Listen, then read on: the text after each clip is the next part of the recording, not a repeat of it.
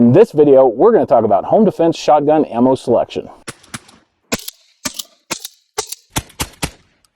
Hey everybody, Sean Burrows with Team Federal.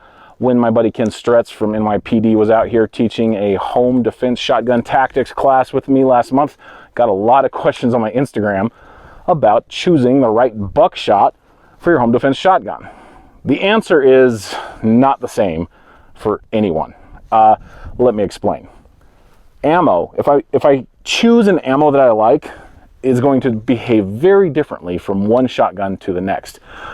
I have different chokes, I have different barrel lengths. Even if I have the same barrel length from the same manufacturer, it's going to behave differently from shotgun to shotgun. Manufacturing consistency in shotguns is just a little bit different than it is in other types of firearms. I love the shotgun. It's one of my favorite weapons platforms personally to just go and shoot. And with ammo scarcity that we've seen, having the ability to use a shotgun effectively for home defense is a skill set that every responsibly armed citizen should develop. As we've learned in every basic handgun class, we are responsible for every projectile that leaves the muzzle of our pistol. It holds true for our shotgun. But when we're talking about buckshot, we're not shooting a 9mm bullet. In a buckshot shell, we're shooting a cloud of pellets, or a pattern of 9 pellets flying in a general direction, and they slowly expand. At what point do the pellets expand so much that you reasonably can't account for every single one of them? Do you know? Do you know how it changes from one shotgun to the next? Do you know how it behaves in your shotgun? This is the homework we have to figure out. And does one buckshot brand differ from the other? Of course. Does one buckshot make from the same brand differ from a different buckshot make? Absolutely.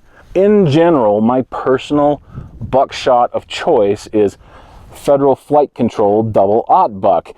It has a technology in the way their wad holds the pattern of pellets together that it stays together just a little bit longer than your generic buckshot, which means I can stretch my pattern with the same choke further than I would be able to with generic double-aught buck with the same choke in the same gun. So I'm going to show you. I have some generic buckshot. We're going to shoot a target. We're going to see how it expands at distance, and then we're going to compare it to Federal FLITE Control and talk about it.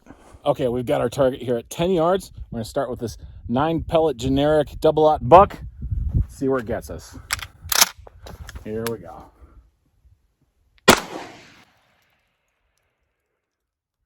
All right, let's go look at our pattern and mark it off. All right, it looks like we've got 1, 2, 3, 4, 5, 6, 7, 8, 9.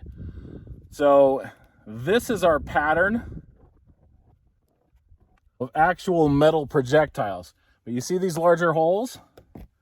This is the wad. This can do damage, so this isn't completely innocent.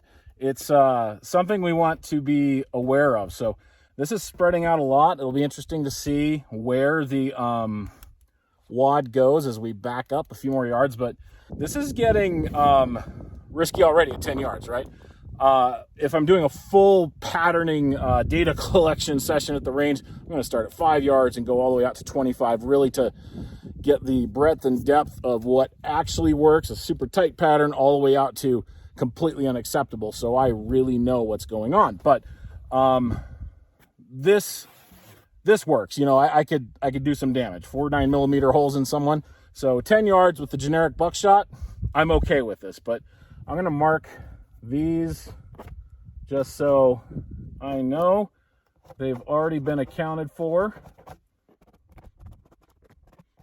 Then let's go to 15 yards. All right, let's do one more of the generic 9-pellet buck. See where it lands.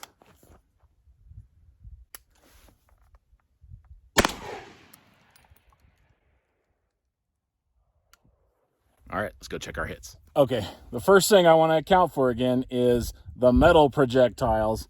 I want to make sure I can account for all 9. That's the most crucial part, right? So counting from the perimeter inward, 1, 2, 3, 4, 5, 6, 7, 8, and then I didn't mark that one off, so that's 9 right there. Geez, no wad penetration, so I can assume that maybe it dropped somewhere on the way here at coming into 15 yards. Maybe it flew off.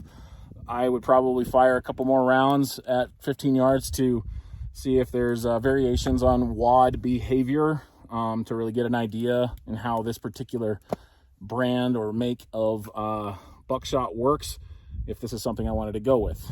But I prefer Federal FLITE Control. So I'm going to show you the difference now with my preferred brand, and then we'll compare the paper targets at the end. All right, we're back at 10 yards, got a fresh paper target up.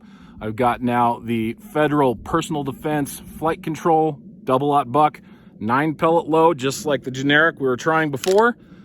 Let's look at the difference.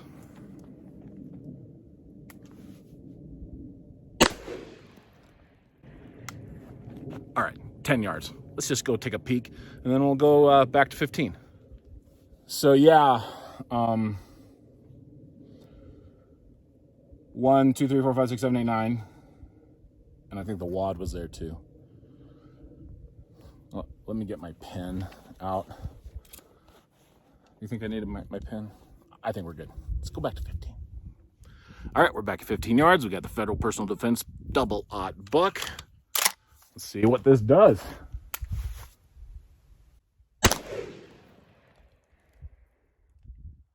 Oh, it looks like it started to spread out a little bit. Let's go check it. So this is really interesting. This was the first hole we counted along with 2, 3, 4, 5, 6, 7, 8, 9 at 10 yards. Or yeah, 10 yards.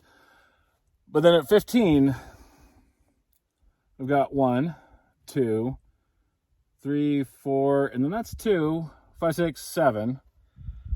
I can't help but think 8 and 9 are in this big hole. The wad rose. So the wad gained some elevation here. It's still a smaller pattern than anything we saw at 10 yards with the generic, though. Interesting, huh? I would probably throw another set of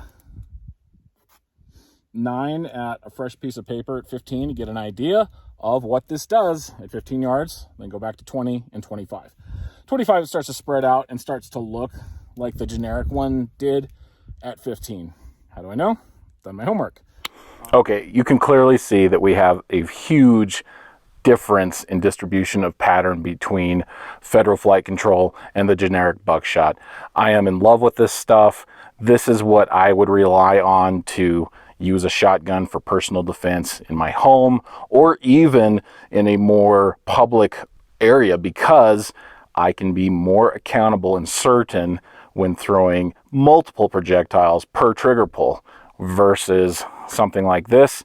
So again, when choosing ammo for your personal defense shotgun setup, you have to do your homework. You have to figure out how it behaves in your gun for your particular setup and applications. But this is a really reliably consistent ammo to start with, and you can reasonably expect similar results compared to especially generic brands of double-aught buck. So give it a try, do your homework, let me know what you think. In the meantime, if you have any comments, questions, or requests, just leave them in the comment section below. Don't forget to subscribe. Again, I'm Sean Burrows, and I'll see you next time. And of course, at all your requests, we do have more defensive shotgun tactics stuff coming. Some big announcements on that front actually coming in November, December 2021. So look for that. If you have any questions, comments, or requests in the meantime, leave them in the comment section below. I'll see you next time.